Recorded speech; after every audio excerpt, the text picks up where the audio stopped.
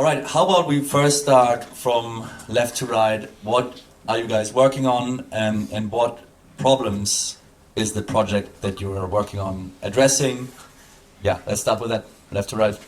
All right, first, hey everyone, my name is Philipp, and thank you for the introduction, for the invitation. Louis, Hilma, Chris for the organization, Google, right? So thank you for having us. I'm responsible for the business development at Polygon in Europe, Middle East, Africa, and Latin America. Two counterparts that sit in the Americas and Asia Pacific, so just as a background. And yeah, I mean, Polygon, most of you guys know us probably for our POS sidechain, which excitingly later in the year will probably become a ZK Validium. But then big thesis that we're working on now is the egg layer, which is basically trying to have a unified experience, just like in the internet on blockchain. So trying to bring all the fragmented pieces together again, and happy to speak about that more. Good morning, I'm Ismail Khoffi. I'm co-founder and CTO of Celestia, or Celestia Labs. So Celestia is, if you followed the presentation before, a data availability layer. It provides the basic layer you need to have a blockchain, which is basically ordering data and making sure it has been published for others to actually be able to verify it, right? So we were speaking about the verifiable cloud, but to be able to verify state transitions or your business logic, you need to make sure that the data has been published, and that's what Celestia enables. So yeah, we are live, and our current focus is to scale Celestia to like really large blocks, so you can have like massive blocks. So you could think of it as like we want to introduce like the broadband era of blockchain, so to say, because they are still too slow. Cool. All right, I'm do it very quickly for Gelato. Hilma obviously already covered a lot of ground here, but I would say the way Gelato fits into this panel is we take what all of these great projects have built and we bundle it together, and we make it accessible to developers. And our mission here really is to commoditize block space, to bring costs down for developers, to lower the barrier to entry for developers, to allow them to abstract a lot of the complexities that are embedded in these stacks, and essentially to bring an age of abundance, an age of abundant block space and services, so that blockchains aren't these very niche, very resource limited environments anymore, but they can actually break out and really be proliferated in abundance across the world. So that's really, I think, the mission. We're just sort of bundling it all together and making it more accessible to developers. And now, Kyle, to you and Avail. Yes.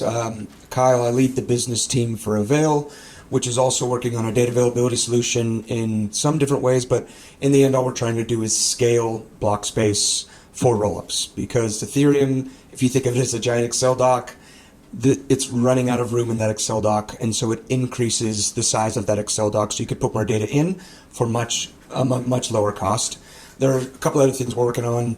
The second product is, if you think of a proof, there's a validity proof or optimistic fraud proofs.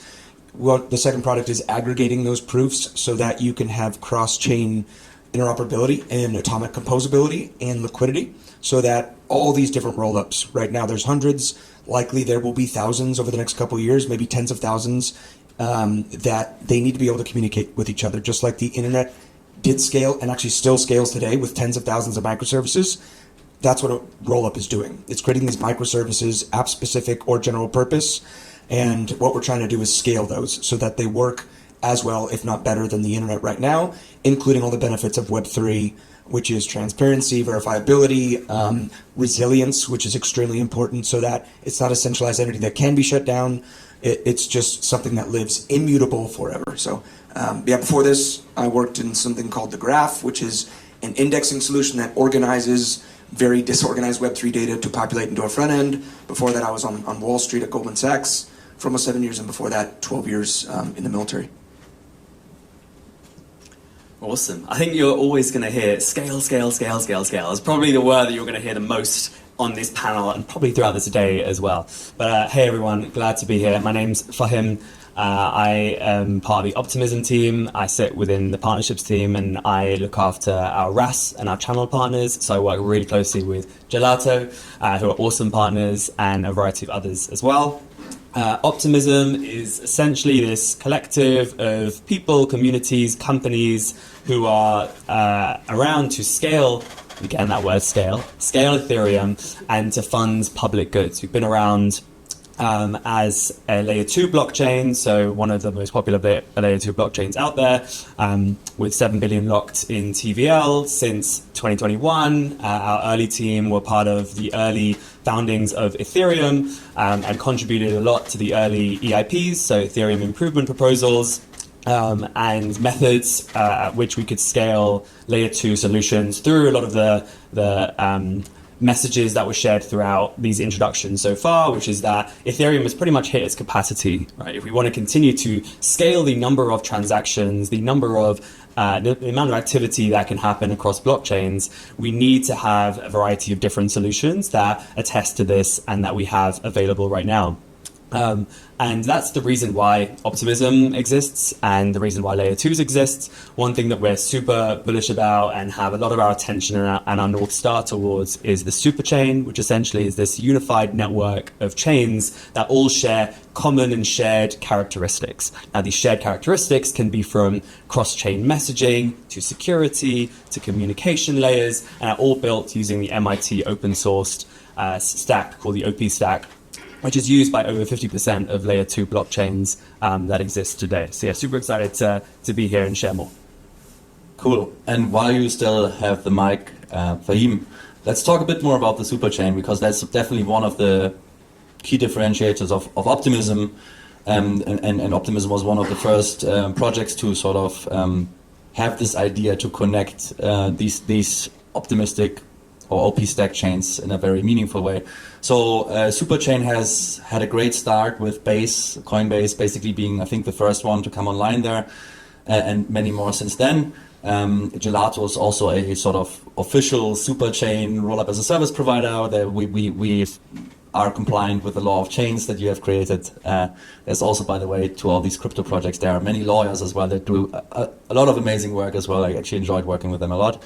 And yeah, so the Superchain mission, can you sort of give us again a bit more an idea what Superchain stands for, what it achieves, and also what is it going to be like in a year from now? How does the onboarding look like? Is it a selective process, or is it already completely open? And what are the key features that it delivers? Because I know from working with your team that there's a lot of interesting things in the pipeline, interop wise and so on. So yeah, let's talk a bit about the Superchain. Awesome, yeah, for sure. So the Superchain essentially is this horizontal scalable network to help scale computing, world computing. The way that we're going about doing that is by having chains build across the standard configuration of the OP stack. So in order for us to bring to life this vision of chains being able to seamlessly interoperate together and work together and share data and assets and so much more, we need to operate across a shared standard, a universal standard.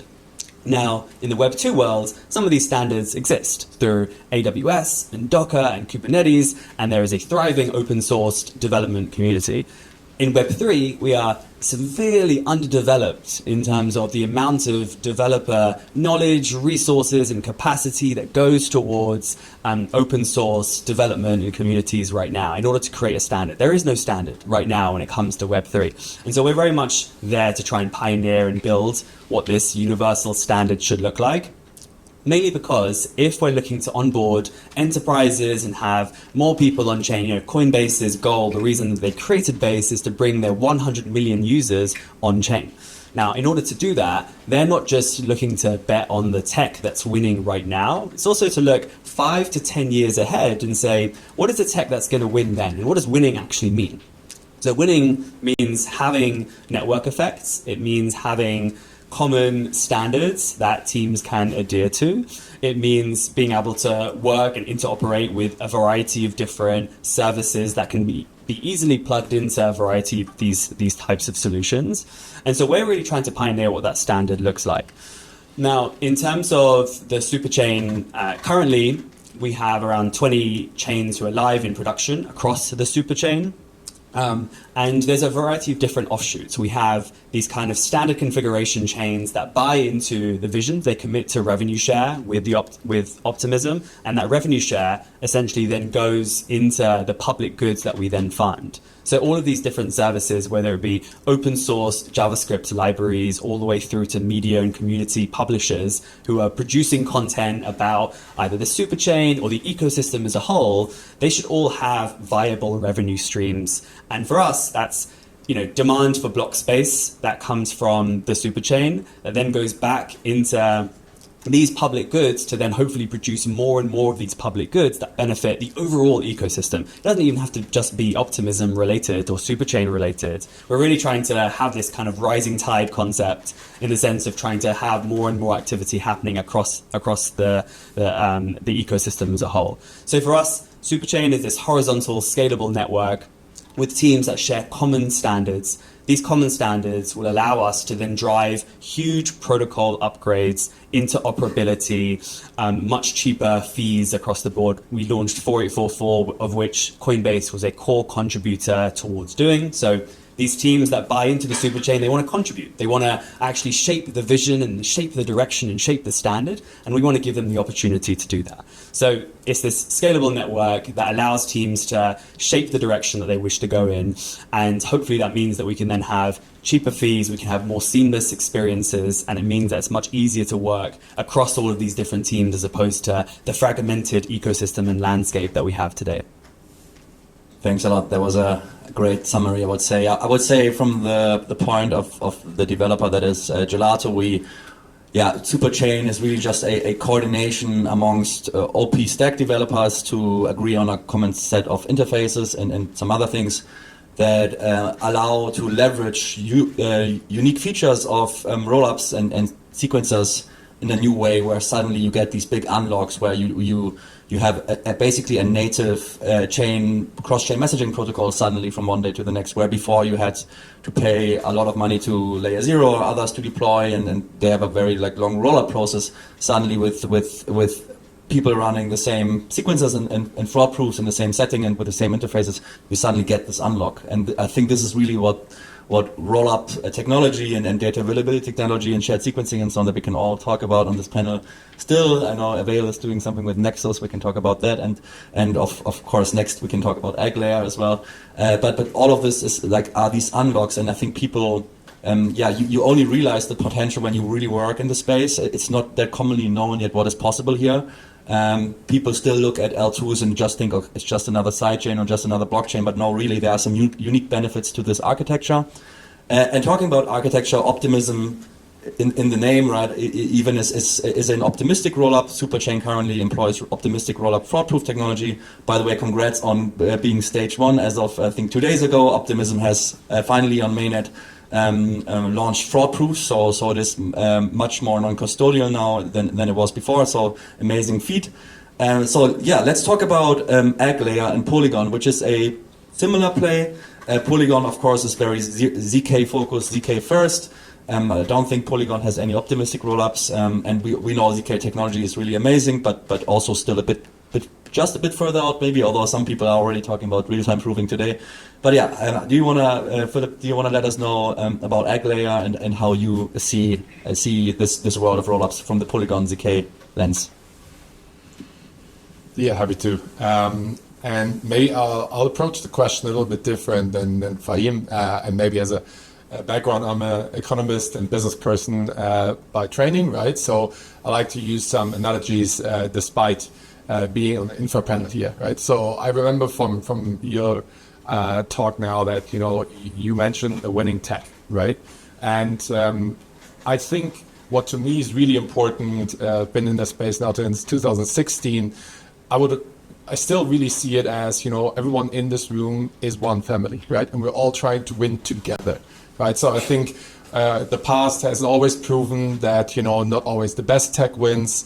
Sometimes it's just a conglomerate of different techs that work together, right? And I think that is all what we're trying to achieve here, right? So I hope that everyone sitting here was winning together, right? So that's, I think, is super important, because today we're going to talk also a lot about fragmentation in the Ethereum space, right? That is, we can all agree it's there, right? And we're all working basically to solve that issue, right? So I think, having said that, the analogy could be that, there is a big, I heard that actually in the podcast 2 days ago, right? So there's one world, and then there are separate nations, okay? And we have that in our space as well, right? So I think we're all trying to improve the world as it is, but there are different nations, have different cultures. So I think that is what we can see here as the tech specifics, right? And then touching on the ACK layer now a little bit more in specific. You mentioned that the ACK layer is based on zero-knowledge technology, and that this is very different to optimistic technology. So I think this is where it comes back to which projects actually do need a zero-knowledge proof, which projects can work with optimistic proofs, right? I think there is just a different need for different projects. And with the ACK layer, what we're trying to achieve is that zero-knowledge proofs, what we see as an end game, will bring it all together, that ecosystems can just work together, be interoperable, have actually shared liquidity, can have near instant transactions, right? And that, from our point of view, will only be possible with zero-knowledge proofs, right? Because otherwise you'll need to have time for settlement, right? It can cause delays, etc. So basically, I think what I want to leave you guys with is that when we heard about Optimism and we heard about Polygon, there is, from my point of view, no reason why down the road these two ecosystems actually work together, right? And I think that was a different approach now, but where the ACK layer is all based on ZK. And I think that is why you said that we're a little behind on the road, like on the timeline. But the reason for this is that we think, it needs to be developed to bring everyone together. Cool, thanks. And indeed, ZK is a very big new technology trend that, in the eyes of some people, might even be bigger than blockchains themselves. In some regards, so we talked about in the keynote, we talked about verifiable compute, verifiable cloud. You could go so far, like maybe we can talk about Celestia and sovereign rollups, which is, I think, one new trend that Celestia is very sort of at the forefront of. I know some people from Sovereign SDK, for example, and they've been thinking about this stuff for 2 years. I think Mustafa, your co-founder, talked about sovereign rollups in the early days of Celestia already. And Sovereign SDK just happens to be very ZK specific as well.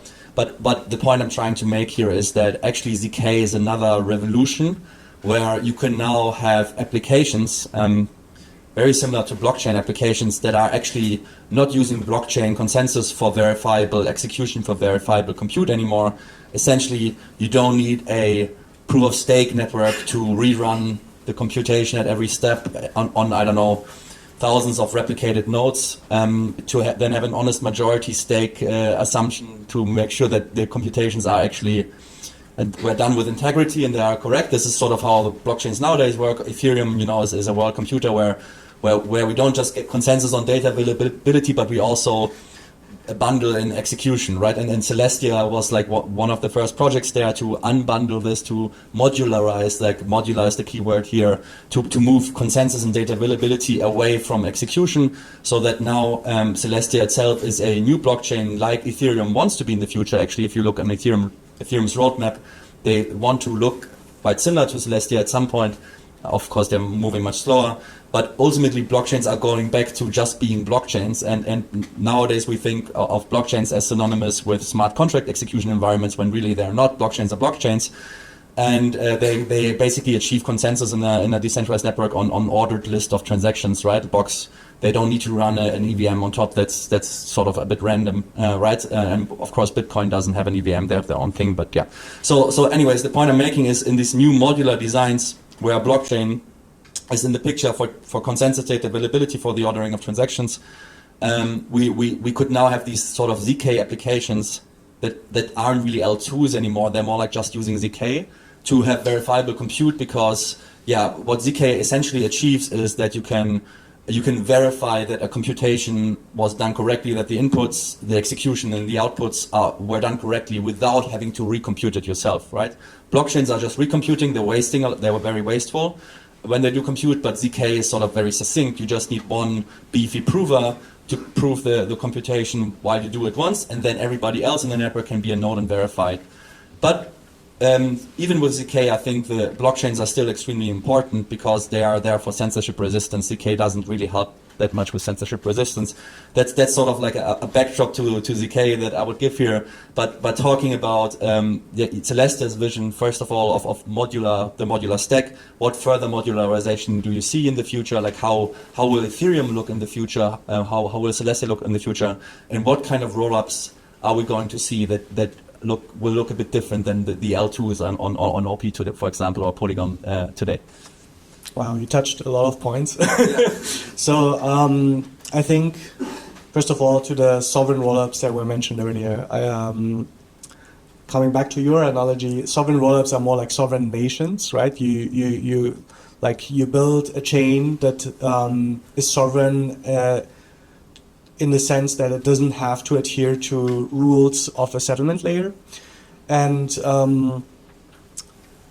like from a nation perspective, it's like a sovereign nation that doesn't adhere to like a larger rule set of laws that is like a federal state or something like that. Like if you launch a settled rollup, that's essentially like dispute is settled on the settlement layer, right? Going back to your question about the vision for Celestia versus like the vision of Ethereum, I think they're very similar, and I think I pretty much agree with this like non-zero sum game mentality, and we just want to scale blockchains. But I think the key differentiator on a technical level is that Ethereum has this smart contract environment enshrined, right? And that's the main difference.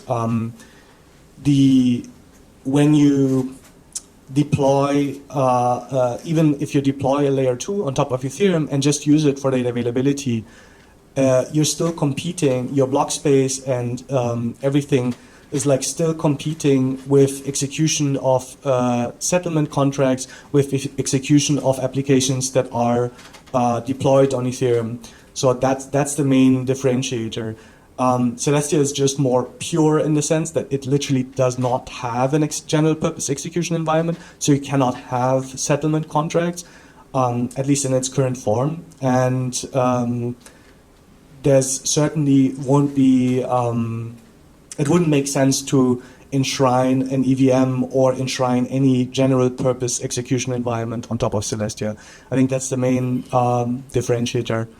Now I forgot all the other points that you mentioned. I did mention a lot there, but so maybe going a bit more into sovereign rollups, how a rollup might look like that is sovereign, that is using Celestia as its consensus blockchain for the data ordering, but that doesn't settle on Ethereum like an OP rollup would do today, for example, and just there, like the background is like an OP stack rollup, for example, will have a smart contract bridge on Ethereum, or in the case of a base L3 on base. And this is a very important construct, and then really the original construct of a rollup, because you can essentially now put all of the assets of the base layer, so let's say Ethereum, into that rollup bridge, and the rollup will basically, so the rollup bridge smart contract is custodying the assets, and now on the L2, on the off-chain server environment, you can run all of the state transition function, you can run the application logic, and if there is a fraud, right, like then you have these fraud-proof mechanisms, or in ZK it's just verified. And the cool thing is, people say with these rollups, why are they called L2s and not just sidechains? Is they inherit the security of the base layer. They inherit the security of Ethereum. What does this actually mean? And I think it's very confusing these days, because if you look on L2 beat, most of the L2s that you will see, I would say, are only inheriting 33% of Ethereum security or so. And what do I mean with this? 33, they inherit only 33% of Ethereum security as an L2 if only 33% of the TVL is actually using the rollup bridge and the fraud-proof mechanism. But actually what you observe out in the wild is that most of the TVL, or a big part of the TVL, is coming in via multi-sig bridges, which is not inheriting Ethereum security, it is inheriting the security of the Chainlink multisig or whatever it is, right?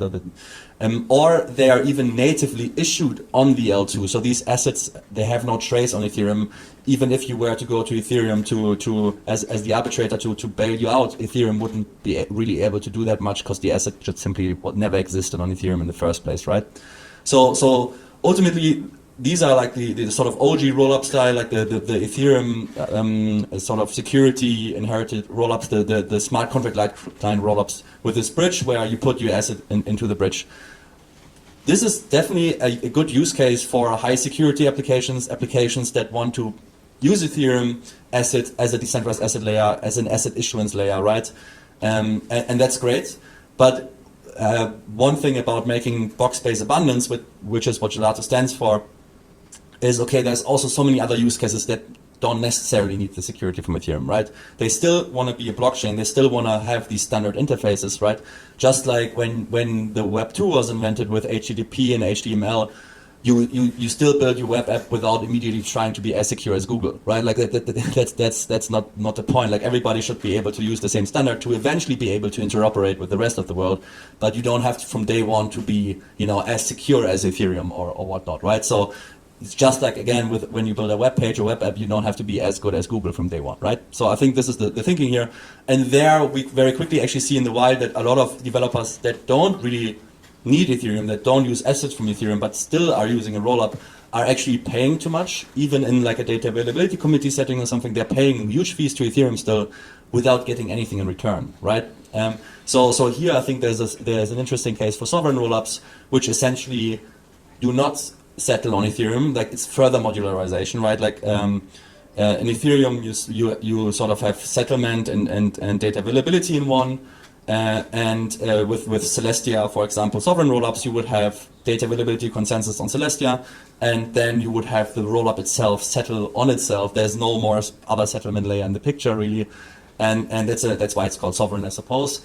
And yeah, so ultimately, yeah, that's an interesting construct. You still have to then answer how do you interoperate with the rest of the world. Usually that's where like ZK bridging comes in or whatnot. But yeah, like, you want to talk a bit about the construct? You answered a lot of your own questions, which is pretty good. I think that's true. Like there's mainly like the reasons why you would want to build a sovereign rollup versus a settled rollup is maybe you're not building a like highly secure financial application, but you're building a game, you're building an AI platform, you're building, I don't know what, like it's not limited to one specific thing, but where you value like more control over the platform and where you don't need the security or the assets of another chain, where the bridge is defining, like Ethereum, for instance, the bridge to Ethereum is defining the truth on the rollup, but you care more about being sovereign, you care more about the freedom of your community, you care more about the, literally if the community decides to fork away the state machine because there was some dispute on the chain, you can do this on a sovereign rollup, but it's not as easy on a settled rollup, right? If you value the freedom to fork away, then a sovereign rollup is essentially the same as a new chain, like as if you would launch a new layer one, you get all the same freedom. And if you want more like granular control on like how you sequence, how like the infrastructure looks like, and so on and so forth, I think that's also a reason. And potentially also like more dedicated and more specialized compute, which is not tied to a specific bridge or something. So like a sovereign rollup is more a rollup that is built from first principles, that doesn't come like, oh, there's a bridge and there's like, this defines the rollup, but oh, there's a rollup. And then if you need to bridge, you still have to think about like, how do you actually bridge? Yeah, I think sovereign rollups are an interesting candidate for enterprise sandbox chains as well, and so on, because you don't immediately like have to ask your compliance department if they're cool with you. Absolutely. Stuff with Ethereum and so on, right? So I didn't want to mention all of that because I also want to do a presentation afterwards. But I think I think actually if you're an enterprise and you want to own the infrastructure yourself, I think it was also presented in the verifiable cloud presentation before. If you want either to own the infrastructure or you want to delegate the infrastructure to a rollup as a service provider, then a sovereign rollup is even more interesting for you. Yeah, because you literally own how the blocks are produced. Cool, nice, and we will hear from you later. Kyle, Avail. How does it? How do you think about sovereign rollups and also interop in general? Because I think you guys are doing something with Nexus. I still haven't read up on it. Tell us a bit about that, and maybe also in general how Avail compares in the data in the world of data availability. What it sort of specializes in. Yeah, sure. So with optimistic fraud proofs, you're relying on disincentives and people catching if something is put in wrong. If you think of blockchain as a big book, every time you put in a new page or a new block, you have to make sure previous pages were written correctly. And you can't do that without data availability. And so with zero knowledge proofs, validity proofs, it actually uses something similar to EAP 4844, which is KZG polynomial commitments that are validity proofs that use mathematical computation and make it really computationally unworkable to put incorrect information. So you're not relying on people to catch something that's put in wrong. You're relying on mathematical verification that things can't be put in wrong. And you can verify by sampling, 8 to 30 samples. Celestia is sampling as well to just make sure that everything previously in the book was done correctly. And so as opposed to in most situations, and really every situation, you essentially, to be sure, you have to rewrite the page, or you have to recreate the blocks. You have to rewrite the whole page to make sure it's done correctly. With validity proofs, you don't need that. You literally have mathematical guarantees, certainty that previous pages were written correctly. So that makes it much more scalable, as many blockchains have many terabytes of data just right now in the past, decade. Eventually it's going to be petabytes. And to be able to do that, you're going to need full nodes, which is an entire history of a blockchain. That's unscalable. In 100 years, when the entire history of Ethereum's out there, it's unscalable for all these people to run full nodes, essentially the entire history of this massive book that's going to be the size of a country. And so you need mathematical verification so that you don't have to recreate the entire book. Now, that validity proof, a zero knowledge proof, can be aggregated, and that validity proof is essentially the entire history of a chain state verification.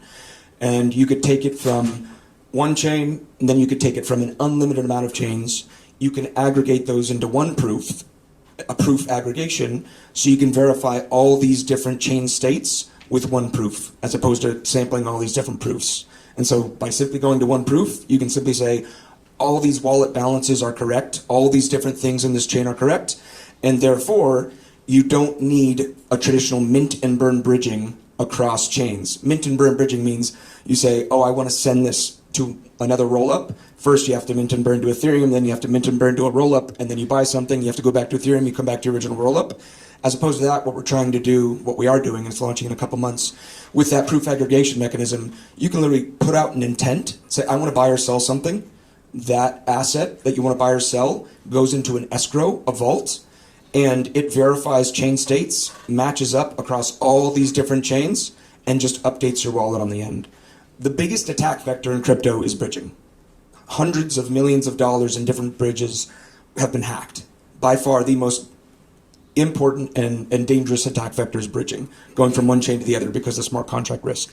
And so what we're trying to do is get rid of that, as well as the pain in the ass of UX, user experience, of, I'm a big degen across a bunch of different chains. I have been for 8 years or so. I still have to bring assets from this to this to this to this, and that's only from EVM rollups. Think of Cosmos, or like Cosmos VM, or Polkadot, or all these different VMs, virtual machines like Ethereum, that are going to come into existence. There needs to be a way for us to simply say, I want to do this, it matches up, and it updates in my wallet. That's Web2. You don't have to go from one application, from Google to Facebook to Meta to all these different things. You don't have to do anything there. You just put out your intent and it comes naturally. So that's what we need in Web3 to have true adoption. Otherwise, we're just screwing around. It's not going to get any global adoption. And so that's one thing we're really excited about, that true cross roll-up, cross microservice compatibility. Just like when you go to a restaurant, you put in your credit card, Square processes it, it goes through all these different microservices, it ends up getting paid to the restaurant a few days later. But in the blockchain world, it can happen in seconds. And it needs to be able to talk to each other. So that's one thing that I think is a big level up for this space, this chain abstraction concept. That's, I think, a big theme in this cycle in general. We need to fix it, especially with all these different rollups coming out. Yeah, and I think you touched an interesting point, which a lot of us consumers in the day-to-day don't really appreciate. If you look at centralized applications, let's say Cash App or Revolut or whatnot, we all think it's already instant, but that's because we don't really see the back office, the back end to that. And oftentimes there's many costs in fees and clearing fees, settlement fees, and time, like days of settlement between these institutions that are making this that are making it seem to the end user that everything is so fast and instant. What blockchains really are, when you try to look at them from the lens of the end user, which we often try to do because it is empowering and so on, but it often misses the point. It's really more for developers, I would say. It's more for institutions to update their backends and basically go from having a very manual, lengthy, expensive process to actually using technology to do it for you.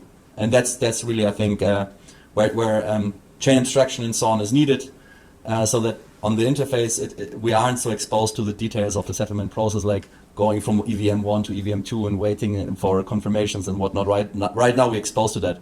But as soon as blockchain has finally solved this UX problem, it will look like Web2, our Web2 counterparts are looking like today, extremely good, appealing UX, but now with an updated backend where you can build the same Web2 app with a tenth of the size of a company and funding.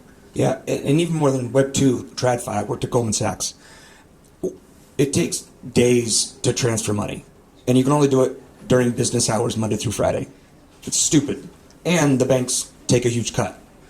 That's the biggest product market fit right now in Web3 is 24/7, close to immediate transferability of value and in a permissionless way, where somebody's not taking the lion's share and skimming off the top.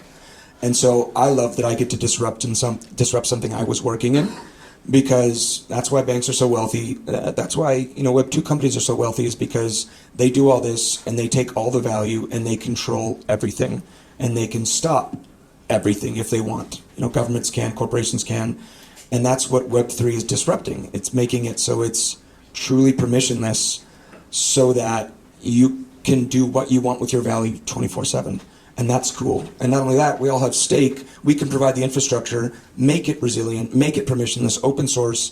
And so we innovate faster as opposed to it being in one small company. And so it's awesome. I get chills. We're like disrupting traditional infra rails for Web2, for finance, and everything. And we're making it more fair, and we're making it so everyone gains that value as opposed to one company, which then begets lobbying and therefore begets more control. And so we're like literally disrupting the world, recreating those legacy systems, which is cool. And that's why the industry is facing some headwinds. All right, cool. Fahim, can you tell us a bit? We heard a bit about ZK now and so on. But yeah, like how do you see ZK playing a part in the OP stack? Because I know you're also doing something there.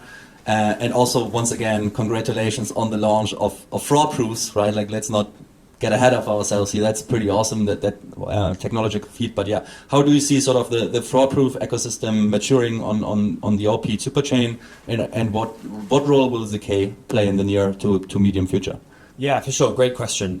So for everyone, I'm sure that many of you come across this already, whether it's fraud proofs or fault proofs. I think we call them fault proofs internally. Essentially, this allows for an easy and permissionless way to withdraw to L1. So if there are assets that live on a layer 2 blockchain, it allows a much easier permissionless way for withdrawal to L1 without requiring any third party or centralized either bridging solution or various other solutions that exist for that purpose. So it just makes it really, really easy for us to have a much more seamless transfer of assets across different blockchains. As well as that, we've also started or instigated and had a security council in place.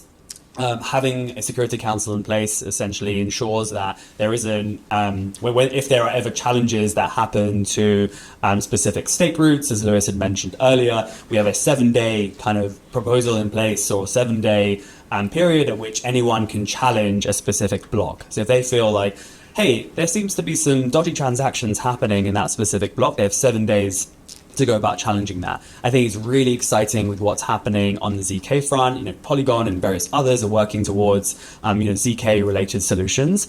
And I think this will allow a much more centralized and better level of finality, much more instant level of finality that exists across withdrawals and across state roots and block finality.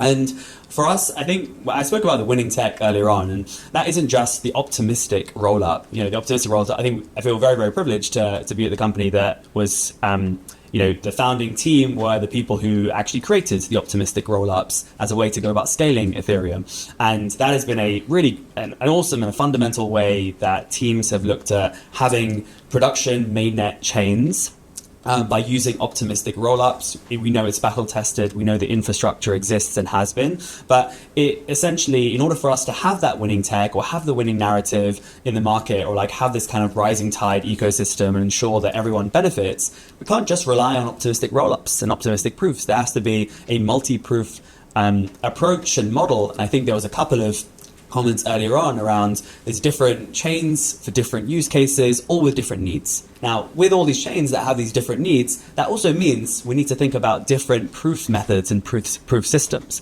And that's why I think ZK is really going to be fundamental.